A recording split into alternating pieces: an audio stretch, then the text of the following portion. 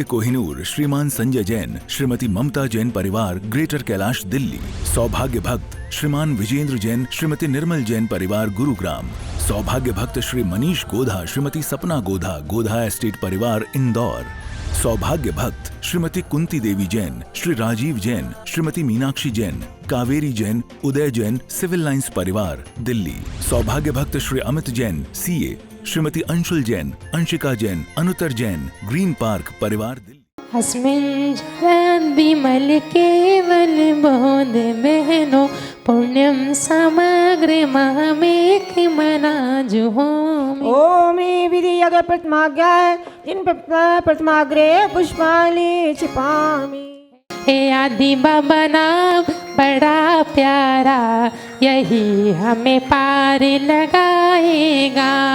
श्री बिजबना स्वस्ति स्वस्ति श्री अजिता, श्री संभव स्वस्ति स्वस्ति श्री अभिनंदना, श्री सुमन स्वस्ति स्वस्ति श्री पदम प्रभु, श्री शपा स्वस्ति स्वस्ति श्री चंद्र प्रभु, श्री पुष्पदंता स्वस्ति स्वस्ति श्री शीतला, श्री श्रेया स्वस्ति स्वस्ति श्री वासुपूज, श्री विमल स्वस्ति स्वस्ति श्री अनंत, श्री धर्म स्वस्ति स्वस्ति श्री शांति, श्री कुंत स्वस्ति स्वस्ति श्री हरहनाथ, श्री मल्ली स्वस्ति स्वस्ति मुनि सुव्रता, श्री नमी स्वस्ति स्वस्ति श्री नमीना। दीप धूप फल अर्घ्य सुलेकर, नाचत ताल मृदंग बजाए, श्री आदिनाथ जी के चरण कमल पर बलि बलि जाऊं मन बचका। ओ करुणा निधि भव दुख मेटो, याते में पूजो प्रभुपाद। ओम ह्रीं श्री प्रथम श्री आदिनाथ जय नमः। अंदर तपता है अर्घ्य पामती। ओम ह्रीं अरम नमो ओहि ज्ञानम नमः। ओम ह्रीं श्रीं क्लीं नमः सकल श्री नमः। ओम ह्रीं सकल ग्रह क्लीं श्री आदिनाथ जय नमः अर्घ्य पामती।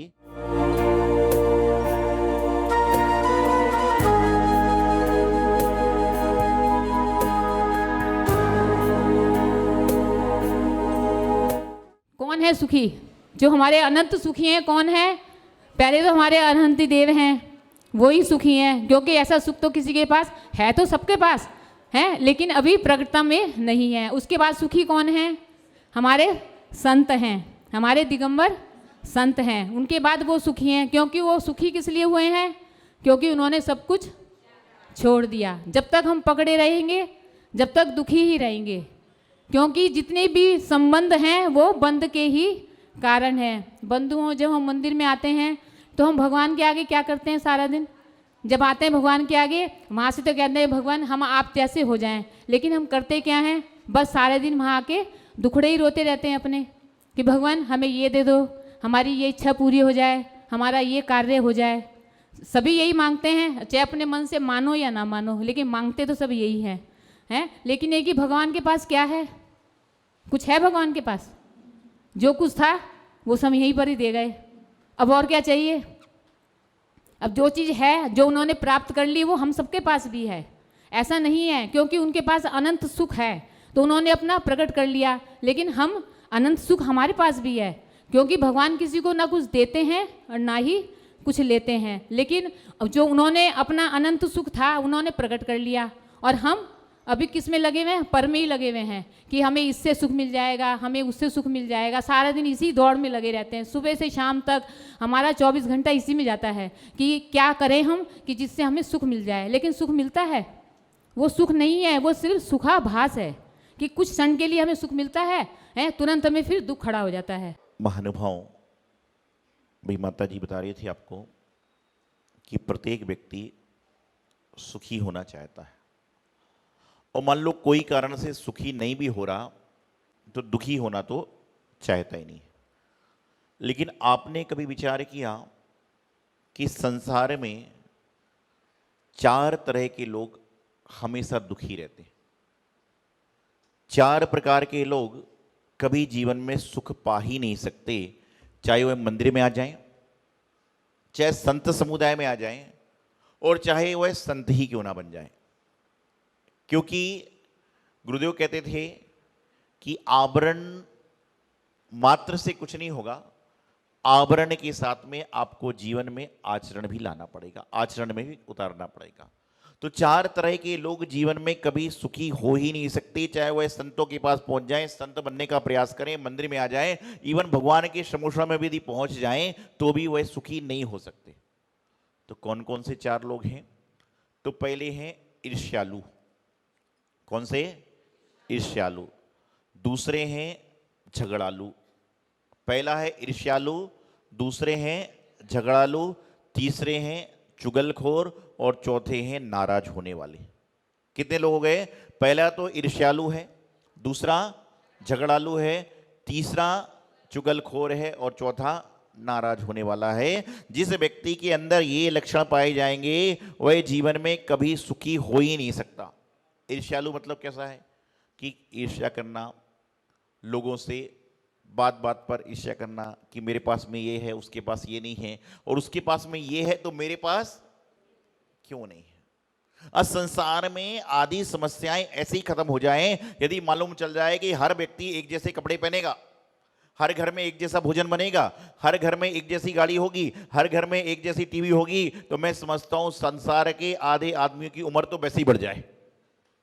आधे आदमियों की उम्र तो वैसे ही बढ़ जाए। जैसे मंदिर में आप आते हो तो मंदिर में आदमी खुश क्यों रहता है? उसका कारण है कि यहां टेबल एक जैसी मिलती है, यहां पर जो चढ़ाने के चावल हैं वो एक जैसे ही हैं, तो इसलिए मंदिर में आने के बाद में आदमी को संसार में सुख मिलता है। क्यों? कि यहां पर कैसा भी व्यक्ति आए लेकिन उसको सात्विक बनकर आना पड़ेगा। लेकिन जैसे ही मंदिर के बाहर जाता है तो ईर्ष्या चालू, और लोगों की तो धर्म में भी ईर्ष्या चालू है। वही वही पूजा क्यों करता है? अरे भाई तुम भी करो ना, किसने रोका है? वही वही क्यों चौके में जाता है? तुम भी जाओ, किसने रोका है? वही वही अभिषेक क्यों? अरे आप भी जाओ ना। तो क्या होता है कि जैसे ही आदमी इस वातावरण में रहता है जहां पर कोई मेरे तेरे का भेद नहीं होता, वहां पर इंसान को सुख ही सुख है, दुख है ही नहीं। लेकिन जैसा ही यहां से नीचे उतरा, जैसे ही यहां से नीचे उतरा और नीचे उतरने के बाद में जब जूते चप्पल पहनकर गाड़ियों में बैठने लगा तो वहां से उसको बस ईर्ष्या चालू, इसका वैसा, इसका वैसा, इसका वैसा। और गुरुदेव कहते थे ईर्ष्या भट्टी प्रबल है, करती नष्ट विवेक। कि जो ईर्ष्या रूपी भट्टी वो इतनी प्रबल है, इतनी प्रबल है कि जो ईर्ष्यालु होता है उसका विवेक नष्ट हो जाता, उसको अच्छे बुरे का कुछ भी भान नहीं रहता, और वह मात्र ईर्ष्या कर करके अपने आप को उस तरह से बना लेता है जैसे कि कोई दीमक यदि कहीं पर लग जाए लकड़ी पर तो क्या होता है? लकड़ी तो लकड़ी, किताब तो किताब, कहते कि बहुत सारी चीज को दीमक खत्म कर देती है। उसी प्रकार से जिसके जीवन में ईर्ष्या रूपी दीमक लग जाए वह कभी सुखी हो ही नहीं पाता। और मैं तो हमेशा एक बात कहता हूं आप सबसे कि औरों के पास क्या है उसको छोड़िए, हमारे पास क्या है इसको देखिए। औरों के पास क्या है उसको छोड़िए, हमारे पास में क्या है उसको देखिए। क्योंकि जब अंत समय आएगा तो तुमको सिर्फ अपने आप को देखना पड़ेगा और कोई तुम्हें दिखता नहीं और कोई तुम्हें दिखेगा भी नहीं। इसलिए हमेशा एक काम कर, आजकल होता ना, यदि कोई व्यक्ति वेंटिलेटर पे चला जाए तो कौन कौन मिलने जा सकता उससे? 6-7 घंटे में एक बार घर का एक व्यक्ति। क्यों? क्योंकि जब तुम सोचो ऐसी अवस्था हमारी आवे उससे पहले कम से कम हम अपने आप में तो आ जाएं। कभी ऐसा मौका मैं तो कहता हूं किसी के साथ हिंदुस्तान में ना लगे, विश्व में ना लगे, लेकिन कम से कम इतना तो प्रयास करो कि कभी एकांत में रहने का मौका मिल जाए तो एकांत में हम करें क्या, इस बात का ध्यान रखना। तो पहला है ईर्ष्यालु, दूसरा है झगड़ालू। कई लोगों की सिर्फ झगड़े करने की आदत है, चाहे कुछ बात होवे चाहे ना होवे वह झगड़ा करेगा। और कई लोग तो इस तरह के हुआ करते हैं कि बात 2 लोग करते हैं बीच में लेकिन जरूर टांग अड़ाएगा, उससे ना पूछा जा रहा है, ना जाना जा रहा है, ना कुछ हो रहा है तो भी झगड़ा करेगा। एक बार ऐसे ही हुआ, एक मंदिर में एक महिला जाप कर रही थी। जाप समझते हो? कई लोग एकदम आंख बंद करके करते हैं, कई लोग आंख खोलकर करते हैं, कई लोग कैसे हैं, लेकिन करो भाई, करना बंद मत करना। और एक महिला जाप कर रही थी और समझ के चलिए ऐसा गेट के पास में 3-4 महिलाएं खड़ी थी। अब सोचिए 3-4 महिलाएं वार्तालाप कर रही हैं और अंदर एक महिला जाप कर रही, तो होगा क्या? होगा क्या? तो जाप कर रही थी, अंदर बाहर 3 महिलाएं बातें कर रही थी। एक महिला कहती है क्या बताऊं बहन, आजकल घर में लक्ष्मी का आवागमन नहीं है। दूसरी कहती तुम्हारे यहां तो 30 त्योहार आती भी है, मेरे यहां तो 6 महीने हो गए अभी तक पहुंची ही नहीं। इतने में जो महिला जाप कर रही थी उसका नाम लक्ष्मी था। इतने में जो महिला मंदिर में जाप कर रही थी उसका लक्ष्मी नाम था। वो सोचते कितना झूठ बोलती है, कल ही तो किट्टी में साथ में खाना खाया है, कल ही तो साथ में खाना खाया, किट्टी पार्टी घर पे रखी थी, और परसों 10 दिन पहले इसकी दूसरी की शादी थी बच्चे की, तो घर पे मैं पूरा काम करके आई हूं। तीसरी कहती है कि बहन तुम लोग तो भी अच्छी हो कि कभी मिल रही है, मेरे यहाँ तो 2 बरस हो गए जब से लक्ष्मी का आना ही नहीं हुआ। उसने माला तो रखी बीच में और कटकड़े हुई, कितनी झूठ बोलती हो तुम लोग। तुरंत गेट के बाहर पहुंची, बोले तुम लोग कितनी झूठ बोलती है। बोले क्या हुआ बहन, लक्ष्मी तुम्हारी जाप हो गई। बोले जाप तो बाद में भी हो जाएगी, जाप तो बाद में भी हो जाएगी। बोले हुआ क्या। बोले तेरे घर पे कल ही मैं भोजन करके आई हूं, उसके बाद तू कहती लक्ष्मी का आवागमन नहीं होता, तेरे बच्चे की शादी में सारा काम मैंने किया, तेरे घर पे एक आ तो तीनों हाथ जोड़कर बोले बहन लक्ष्मी। बोले बोलो। बोले बहन लक्ष्मी। बोले मुझे कुछ नहीं सुनना हो तो अपना दिए जा रही थी, झगड़ा करना चालू कर दिया। बोले बहन लक्ष्मी। बोले बोलो। बोले मैं लक्ष्मी मतलब तुम्हारी बात नहीं, लक्ष्मी मतलब पैसे रूपी लक्ष्मी की बात कर रही थी कि लक्ष्मी का आगमन ही नहीं होता। ये संसार है कि जिसकी आदत झगड़े करने की होगी वो कहीं पर भी झगड़ा चालू कर दे। अच्छे खासे माहौल को बिगाड़ना होगा तो एक झगड़ालू को खड़ा कर दीजिए। 1000 आदमी भी होंगे, 20 आदमी शांति से रह सकते हैं, लेकिन एक झगड़ालू आ जाए तो वह सारा का सारा माहौल खराब कर देगा। इसलिए मैं कह रहा हूं कि झगड़ालू, ईर्ष्यालु ये कभी भी सुखी हो ही नहीं सकते। और तीसरा है चुगलखोर। चुगलखोर कैसा होता है? दिन भर यहां क्या हो रहा है, शाम को समाचार देगा, आज तो मेरे साथ ऐसा हुआ, आज तो मेरे साथ वैसा हुआ। अरे भाई तू उसको समाचार दे रहा है, वह अपना समाचार तुम्हें सुना रहा है। यदि कभी घर में सास ना हो और बहू को फोन मिल जाए, ये पहले की जमाना है, आजकल तो मामला खत्म है, सबके पास अपने फोन है, और बहू ना हो और सास को फोन मिल जाए। आप सब लोग अच्छे हैं, बहुत सारी सास बहू भी बैठी होगी सारी। तो मैं बताना चाह रहा हूं आपको, फिर आप देखिए वह अपनी बात बताएगी, वह अपनी बात बताएगी, वह आदमी अपनी बात बताएगा, वह मित्र अपनी बात बताएगा। आजकल परिस्थिति ऐसी चल रही है, और कई तो सास बहू का तो छोड़िए, कई मंदिर में ही आए हैं और सम्मान समारोह चल रहा है, किसी का दुपट्टा नीला है, किसी का पीला है, तो वहीं लोग चालू हो जाएंगे, मुझे हर बार पीला ही दुपट्टा देते हैं। अरे भाई क्या है, मतलब जो कहता हूं चुगलखोर की जो आदत होगी वह कहीं पर भी जाकर नहीं। और मान लो होगा कि आप जब 4 बात बताओगे तो सामने वाला भी आपको 4 से बात बताएगा, और बातों से बातें बढ़ जाएगी। आपको बताता हूं कि टेलीफोन में जो व्यक्ति 2 मिनट से ज्यादा बात करता है, समझ के चलना कि वह इधर उधर की बात ही करता है। व्यापार की काम की बात छोड़ दीजिए, उसके अलावा जो व्यक्ति इधर उधर की बातें करता है टेलीफोन आदि के माध्यम से, मैसेज आदि के माध्यम से, तो आप समझ लेना कि 2 मिनट के बाद जो तीसरी मिनट बात होगी वह सिर्फ दूसरों की चुगली की होगी, दूसरों की बुराई की होगी। इसलिए तो कहते हैं कि 60 मिनट होते हैं, 60 सेकंड होते हैं, तो प्रयास करो कि एक बार में 60 मिनट के पहले फोन बंद कर दो, तो अगले बार आदमी सोच के बोलेगा। और जब चुगली की बात चालू करेगा तो पता नहीं कहां कहां बोलता जाएगा, कहां कहां बोलता जाएगा। तो ईर्ष्यालु, झगड़ालू, चुगलखोर और नाराज। जो व्यक्ति नाराज होगा वह जीवन में कभी राजा बन ही नहीं सकता। जो व्यक्ति नाराज होगा वह कभी लोगों के दिलों पर राज कर ही नहीं सकता। तो बात बात पर क्या होना, नाराज होना। नाराज हम भी होते हैं व्यवस्थाओं के कारण, वो अलग चीज है। नाराज होना क्यों होता है? व्यक्ति किसी की गलती को सुधारने के लिए नाराज, लेकिन बात बात पर नाराज, अरे उसको ऐसा हुआ मुझे ऐसा क्यों नहीं हुआ।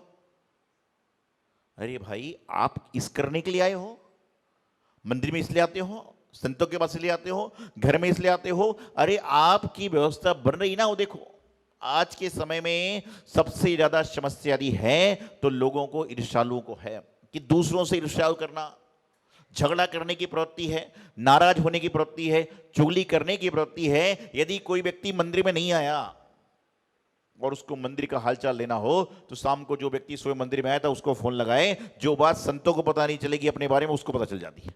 क्यों? क्योंकि रिपोर्टर है। अरे तुम रिपोर्टर हो गया, तुम करते क्या हो? आप पूछो तो ये पूछो कि कैसा आहार हुआ, अभिषेक में कितने लोग थे, किनका बच्चा अभिषेक में आया, ये बात तक तो ठीक है। वो क्या पहन के आया, उसने धोती कौन सी पहनी, उसने ये पहना, ये पहना, ये प्रैक्टिकली बातें। आज से 20 साल पहले जब मैं प्रवचन देता था, 17 साल पहले प्रवचन देता था, तो मैं किताब उठा के पढ़ाता था।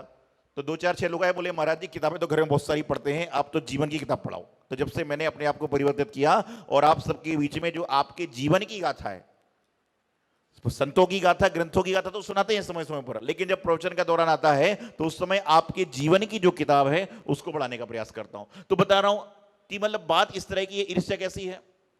ईर्ष्या के इस दौर में आदमी इतना आगे निकल चुका है, इतना आगे निकल चुका है कि उसको 100 पर का ज्ञान ही नहीं कि वो कर क्या रहा है।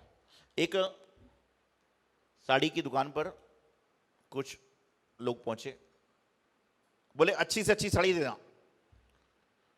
और साड़ी वाले ने बनारसी, कोटा, पता नहीं सूरत, जो जो दुनिया भर की साड़ी सब आ गई।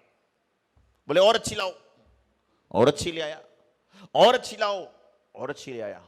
बोले मुझे भाई साहब साड़ी ऐसी चाहिए है, मुझे साड़ी ऐसी चाहिए है कि जो मैं साड़ी पहन के चलूं तो मेरी पड़ोसन जल जाए, मैं साड़ी पहन के निकलूं तो मेरी पड़ोसन जल जाए। दुकानदार ने हाथ जोड़ दिए, बहन जी मैं आपको साड़ी नहीं दे पाऊंगा। बोले पैसे की चिंता मत करो और माल मंगाओ। बोले बहन जी मैं ऐसी साड़ी आपको नहीं दे सकता। बोले क्यों? क्योंकि आधे घंटे पहले आपकी पड़ोसन भी ऐसी साड़ी लेकर मेरी दुकान से गई है, तो मैं आपको साड़ी कैसे दे दूं? आधे घंटे पहले। बोले मेरा भी तो कोई ईमान है। दुकानदार बोला मेरा भी तो कोई ईमान है, तो बोले मैं कैसे दूं? ये चल रहा है ईर्ष्या। संत बनने के बाद, संतों की संगति में आने के बाद, मंदिर में आने के बाद, पूजा पाठ में जाने के बाद, पार्टी सार्टी जाने के बाद, वहां पर जाने के बाद आप कहते हैं ईर्ष्या खत्म नहीं हो रही। ध्यान रखना, जीवन में व्यक्ति कहीं पर भी पहुंच जाए, यूं कहना चाहिए स्वर्ग में भी पहुंच जाएगा, लेकिन उसके अंदर ये 4 चीजें होंगी तो वो स्वर्ग में भी दुखी रहेगा। और यदि इंसान है, मानव पर्याय में है और इन 4 चीजों को छोड़ देगा तो वहां पर भी क्या करेगा? वह जो है अपने आप सुखी पाएगा। तो हमेशा ईर्ष्यालु से दूर रहो, झगड़ालू से दूर रहो। और ध्यान रखना, जो आपके सामने इधर उधर की बातें चुगलखोरी कर रहा है, जब आपसे लड़ाई हो जाएगी, झगड़ा हो जाएगा, तो आपकी बात दुनिया में बताएगा। ये बात ध्यान रखना। आप यदि आज किसी की बुराई सुनते हो तो कल तुम्हारी बुराई सुनने वाले 5 लोग पैदा हो जाएंगे। बात बात पर नाराज होना बंद कर दो, क्योंकि बात बात पर नाराज हो गए तो एक दिन ऐसा आएगा जो कोई मनाने वाला भी नहीं मिलेगा। बात बात पर झगड़ा करना बंद कर दो, बात बात पर ईर्ष्या बनना बंद कर दो, बात बात पर चुगली करना बंद कर दो। और ये सबसे ज्यादा यदि आज चुगली हो रही है तो मात्र टेलीफोन के कारण, मोबाइल के कारण। यदि ये ना हो तो दुनिया की आधी चुगली अपने आप समाप्त हो जाएं, आधी व्यवस्था अपने आप समाप्त हो जाए। और मैं आपसे ये कहता हूं कि चुगली करना भी पाप है।